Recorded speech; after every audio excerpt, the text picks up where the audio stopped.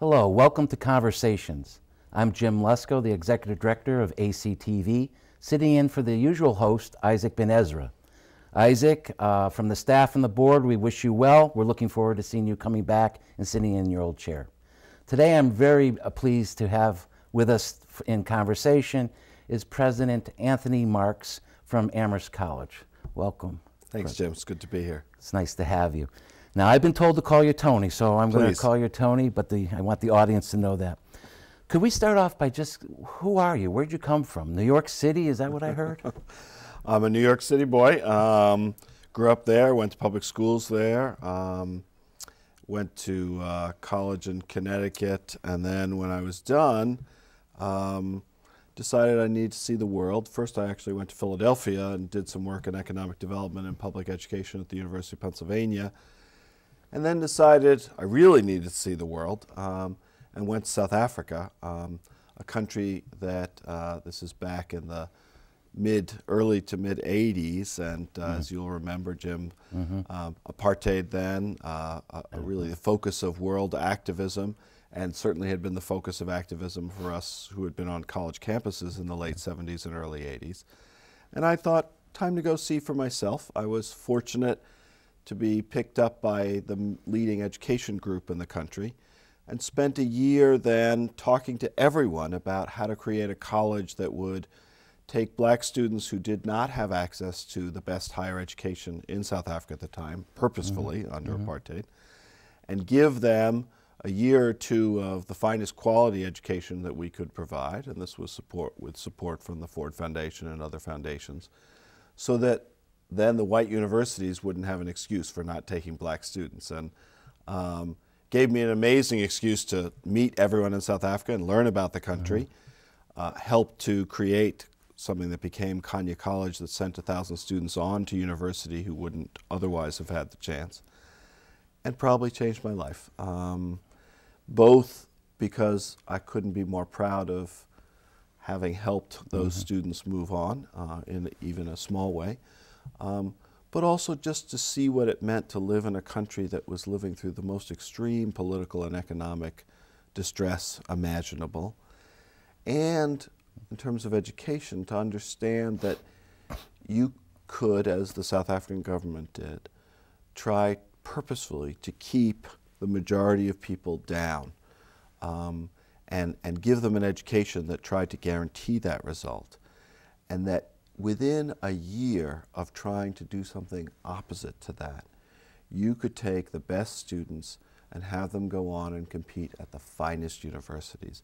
The power of that lesson for me of what education can do when it's done right for individuals and for society is a lesson that I've never forgotten and inspires me still.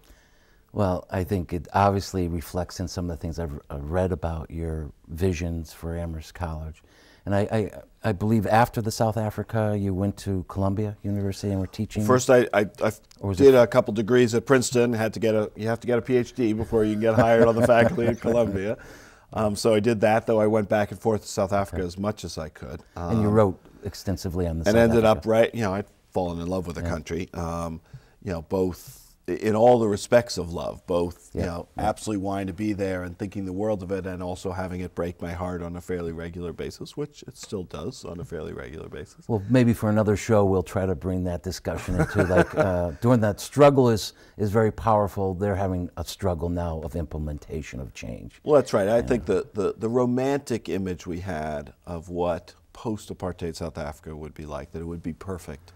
The world is never perfect, right? And that's where that helped us, inspired all of us to work to make that change, which was a great thing.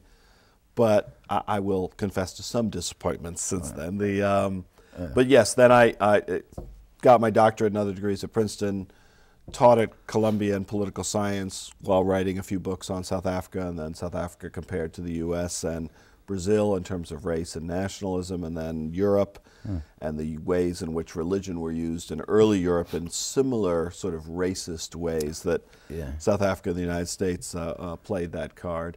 And did that for 13 years, and then was a little surprised to find Amherst contacting me, since I had never been an administrator at all of any kind. Well, nor did I go to Amherst, Let me right? interject. There's a urban, or in Amherst's case, a town myth, or maybe it's not a myth, that someone put your name in the hopper without, that you knew, and that it had gone through the first cycle and was not accepted as one of the tops. But it was a student, actually, that was part of the review committee that pulled it back out and said, can we bring him back in? Well, I think that's right, Jim. That's the way I hear the story. Which we'll is, accept it then. Someone put my name in, and I think the committee, with all obvious wisdom, said he's never been a chairman or a dean or a provost. He didn't go to Amherst. What the hell are you talking about? Put me in the discard pile. I think they talked to lots of more qualified folks. All I can say is they must have been desperate, because the student then said, well, before we settle or compromise, let's look in the discard pile one more time. And the member of the search committee, who's now the chairman of the board, a man who grew up in Nigeria originally, actually, and had spent time in South Africa, called me up for what was probably a kiss-off conversation, and said, come talk to me. And snowstorm in New York, went to talk to him, and I thought I had nothing to lose. I'm just going to tell you what I think, which is what's great about a place like Amherst and what needs work, because I'm not going to get this job anyway. And 3 hours later, I stumbled back out into the snow, and 3.5 weeks later, I was president of Amherst College. So you never know what's going to happen in life.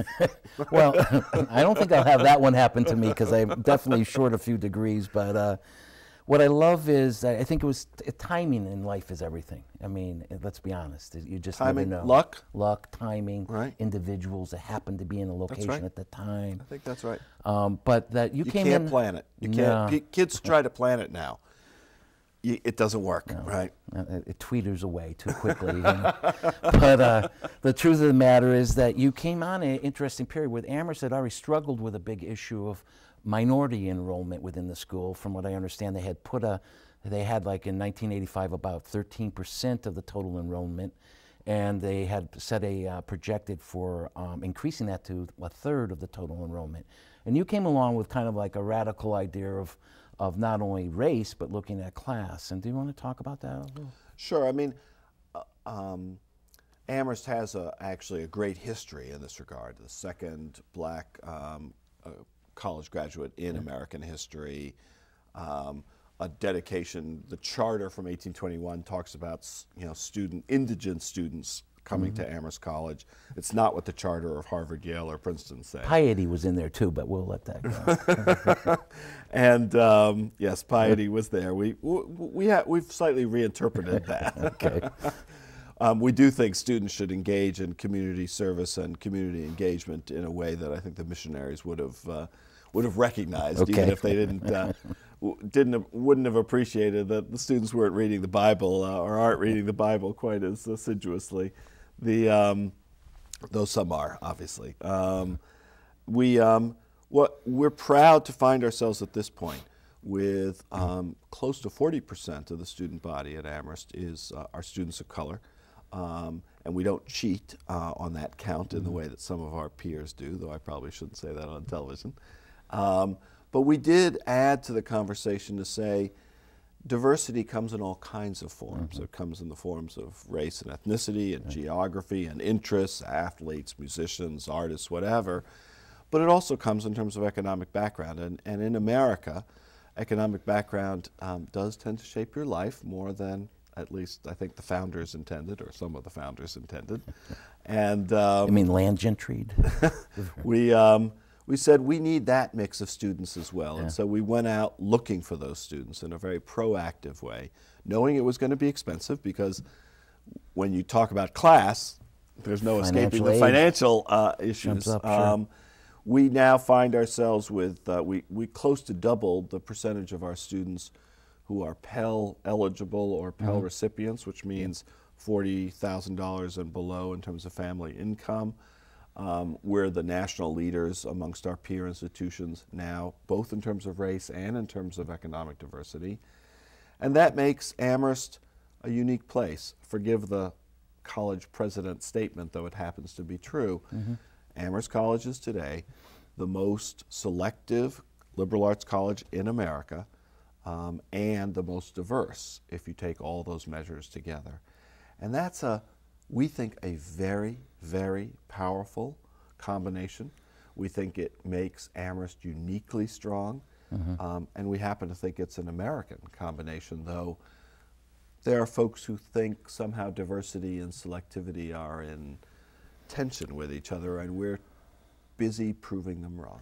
Yeah, some of what I was reading was I won't point fingers, but within the academic world in general, is that this will bring down our standards. How do we do remedial, which I think is a wrong use of the term, because there is an impression that with our K-12 system, public schools, which I am also a graduate of, and as you mentioned earlier, you are, there is a crisis. There's been a crisis. Right. It goes back to Reagan. You know, there's. And I think it goes further back than but that. Let's talk about the. I go to the Reagan era for where we. They went after teachers. They went, the negative connotation of being a teacher, which drove how many thousands of people that might have been teachers away. Jim, we have a crisis in this country in K through 12. We see it here in the town of Amherst as the budget gets squeezed, as class sizes increase. We are the most selective college in America, and still we have to do work with our students in terms of writing skills, in terms of quantitative skills, in terms of study skills. That speaks volumes. When the most selective college in America has to redress the problems of the K through 12 system, when we're creaming the very top, from whatever background, that's really remarkable. The college has tried to be a better citizen in this town by creating a Center for Community Engagement, getting more of our students into the schools, into other public service activities while they're here, saying that we want everyone to do that. The problem remains. But in terms of Amherst's shift of admissions, yes, there were skeptics at the beginning who said, you're going to have to lower standards to do this. And we had to spend years to prove them wrong, to prove that a small, great college could, be as diverse as America without lowering its standards. And in fact, to suggest that the assumption that we would was somewhat offensive, I will confess. I would have to agree with you on that. Staying in the Western Mass area for a moment, though there's crisis in the Amherst schools, it's even more so as you go down the valley towards Holyoke and Springfield, where the income levels dramatically fall to the poorest in the state, to the most in need, the heaviest in teen pregnancy. All those indicators that should tell you what the stratosphere of that community is, right? How are you working in a way with the community colleges so that where they're really helping bring that K-2 failure up on that first 2 years, are you getting transfers? Yes, we are. So, first in the Center for Community Engagement, we're sending our students and our faculty out, not just into Amherst, but into Holyoke, into the community, and Governor Patrick asked us to do that, and we were proud to try to respond. That's during the term time, but also we provide support for our students who want to do this during the summer, and we're proud of that, and we think that's a great experience for them. They come back as better students, they ask harder questions, they go off as alumni who are committed in whatever vocation they want to pursue to improving education. Beyond that, we've done a number of things. We've tried to say as a college that we respect the teaching profession, that we want our graduates to go into it. Teach for America, for instance, at this point is the single largest employer of Amherst College graduates, and that was true even before the Wall Street firms probably retreated from their recruiting efforts this year. I guess we'll have to touch upon that briefly. Okay. And so we're proud of that. We also partnered with the Cook Foundation to say, let's take as many of our transfer slots as we have and use them for students who've gone through the community college route and who've proved themselves to be stars, because the truth is Amherst can only take stars. We're a very small, very selective place. And say we want that partnership to work better. And I spent some time going to the local community colleges here in the Valley and beyond to say Amherst wants to partner with you. It was eye-opening for me because many of my friends and colleagues in the community colleges were shocked that Amherst College was coming to pay court. The assumption in American higher education is that the very top places have held themselves above the K through 12 problems, the community college problems for a very long time, on the assumption that it's irrelevant to us. We can take the cream and the rest of it be damned. Internationally included. I mean, we're included, not even, right. So we said we don't want to do that anymore. We want to partner with these institutions. We respect them. They are an important part of the fabric of education in America.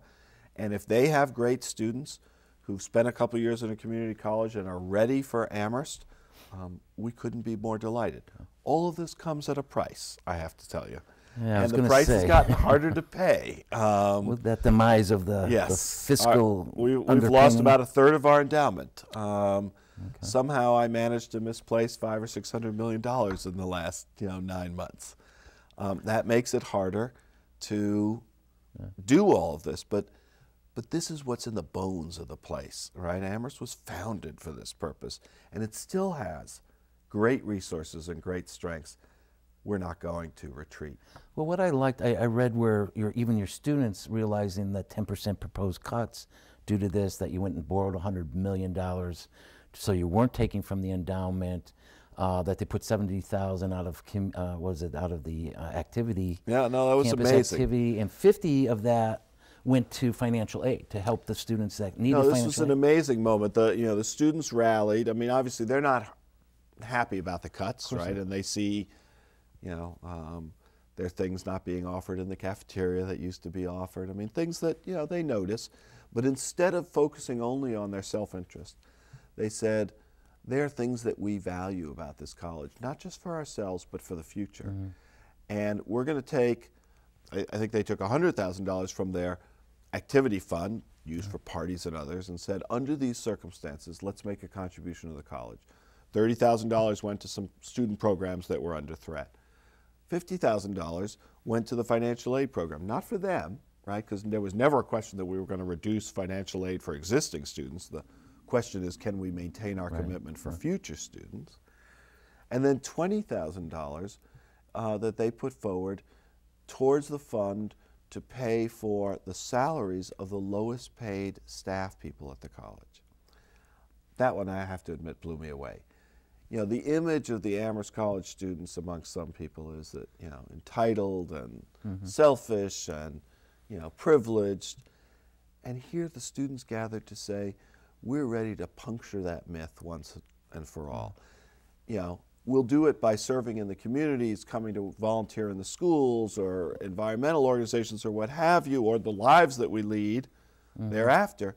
But we're going to do it now by saying one of our primary commitments are to the folks who make it possible for us to live in this amazing place, to value the staff that, I think at other places or other generations, students can be dismissive of, or even worse than that. And to say, no, we want to make sure that they are not going to suffer. And the $20,000 isn't going to make the difference for 600 staff people, but it was a powerful symbolic statement. I would say that symbolically, absolutely, but it probably is the thing that I would point to if I was Amherst College and saying, obviously there's a shift going on, and whether it's the more diversity that's on campus, bringing that viewpoint, how are you thinking about the kitchen workers or the maintenance people, or to the fact that they're going to the communities, working with very low-income people, working class people, that there is this true liberal arts sense, not just in the academic aspects, but the liberal arts of that this is a big world, and our country club membership, if you will, outside of school gets changed here because now we're trying to be more representative. Well, I believe that's the case. Amherst College is not a country club. I meant from their home country. I got club. it. It's a serious higher education institution that is committing the resources to make sure that the majority of its students are on financial aid. Even the students who aren't on financial aid, which means paying a heavy price, are being subsidized by the college almost an equal amount to maintain a quality of education that is really remarkable. But something seems to be working, and I think it's in the history of the place, which is Amherst has always been an institution. Maybe, it's changed over time, but we were founded as an institution with a very clear set of values that said missionary work, repay to the world, that said bring indigent students here if they're the highest quality students. Mm-hmm. Not only are our students demonstrating those values, but I think they're attracted to Amherst College now because of those values. They read in the press, they hear on television that here's a college that's ranked at the top and has tremendous resources and great qualities, but also has something that not every institution in America now has, which is a clear commitment to a set of values that says, we can do better in this world. And I hear from the students that they want to come to Amherst. They want to be part of this community. They want to pay back to this community because they want to be part of an institution that has a set of values that America has wavered on in recent years, and I think is returning to. I think you're absolutely right. I think the philosophy takes a while to become ingrained and become, in an institution of whatever institution that is, right? I mean, we're looking at the banking institution saying, do we just prop it up to be what it is, or should we really look at some major changes? That's We've been working at this for 187 years. It takes time. It takes time. And, and I read where Harvard, when there was first discussions in this county back in the 1600s, Harvard said, well, I don't know if we're really ready for a second college in Massachusetts. They tried to kill Williams, and then they tried to kill us. Right. So, I mean, there's that sense that people forget. We're talking hundreds of years ago. Let's be clear. I don't want to. We live in what's called the Pioneer Valley. So at one time, this was the West. This was that, and people forget that. And in some regards, I think it still is the West because financially, the state is really, most of the money stays in the eastern part. You go drive our roads, the bridges. This is not a new issue, or the school system, or the economy of jobs. So you're really taking a position from on the hill, if you will, which is sending a light out to a lot of those communities, saying, I really am starting to see this. I'm seeing that by the presence of the students. I was, I think I mentioned to you earlier, honored to be asked to speak to your incoming freshmen before they spent a night in Holyoke when they came in. And because I'm from Holyoke and I had done a lot of community organizing there, I really enjoyed that bit. I threw it back at them and asked them, what are you hoping to get out of this? And some of them you could tell were not quite sure yet, And my bit of advice was, you'll be amazed what you're going to learn. And it's going to probably inform you by this experience, regardless of what you do in your life. That experience is going to inform you to live your life. Oh, I think absolutely. Look, if we enter into these partnerships, whether it be the students or the faculty or the donations that the college is able to make, though, that's gotten a little harder at the moment, or anything else, if we do it in a sort of noblesse oblige and a sort of superior attitude, not only will it be obnoxious, it will be counterproductive, right? The students won't get much from it, and everyone else will get pissed off, rightfully so, right? So we're trying, I will confess this is a process, it takes work, to say, no, this is really a mutual, mutually beneficial, and in fact, we may gain more than we give, in the sense, we can provide services and help, but we have so much to learn. And if we learn from our community and from engagement in the world, we can come back to our hilltop, and it is a hilltop, as it was designed to be a couple hundred years ago, and do better in the classroom because we'll ask harder questions. We'll be informed by the world, It'll be relevant, by the theories and by the reality. Sure. And that, that's a challenge, but one we're working at and I think learning from. The other aspect I wanted to just mention is that I know that you have a lot of properties and that you've been really rehabbing a lot of the, I don't know if you call them dining halls, or they're not fraternity houses, are they? on They were campus? former fraternities, right? Former, but they're now Right. So cottages or whatever. I used to describe Amherst College as the largest construction site in Western Massachusetts, and it may still be. I think you are. Still be so. The college invested heavily in the campus, providing jobs, obviously, which is a great thing. Totally redoing the quad and many of the other buildings on campus, but also thinking about the community in that sense. So we invested a huge amount in the Dinosaur Museum, the Natural History Museum, more accurately. But no one knows the Dinosaur Museum. Right, the college has one of the great dinosaur collections in the world, and the greatest, I think, collection of dinosaur footprints in the world. And it was sort of hidden in an old building that was hard to get to, and the footprints were not available for sight at all. And the college said, let's invest the money because this is a community resource.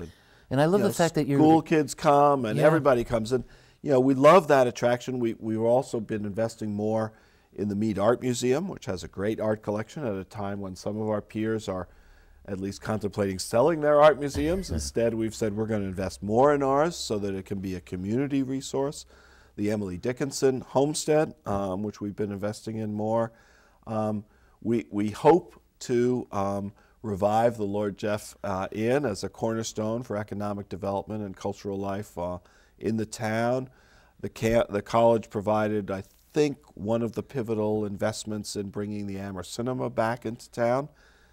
The truth is, we're citizens of this town, and the fate of Amherst is tied. The fate of the town is tied to the fate of the college and vice versa. And we understand that. Our resources are not limitless and limited in terms of what we can spend them on, but we're trying to be a good citizen because we think that's the right thing to do and because it's in our interest. And I also, without getting into it, I noticed that sustainability and renewable energies are very noticeable, and that's making another very big statement in we the have community. A big cogeneration plant, so we're trying to be more efficient. We're putting solar panels on all of our new buildings, including my house, where I'm pleased to report we have not yet had a cold shower. No, we have to pay attention to that. Again, self-interestedly, but also because we want to model for our students what kind of behavior we hope they will emulate in their lifetimes. Well, I want to really thank you for your time and invite you back at any time that you like to. I love to pursue some of these conversations. Well, Jim, it's great to talk to you, and it's great to be here in Amherst, and thank you for having me. Well, I love the opportunity for you to get to meet our community through the ACTV. But I know that Nelson Mandela was a major figure in your life, and a while ago the college recognized him in a big fete down in New York City. Right. So I'd like to end just with a quote by Nelson, if I may, that I think picks up on what you were talking about and hopefully the community engagement aspect too, where Nelson said, quote, "For to be free is not merely to cast off one's chains, but to live in a way that respects and enhances the freedom of others." Thank you, Tony. I'm glad you could join us. Thank you, Jim.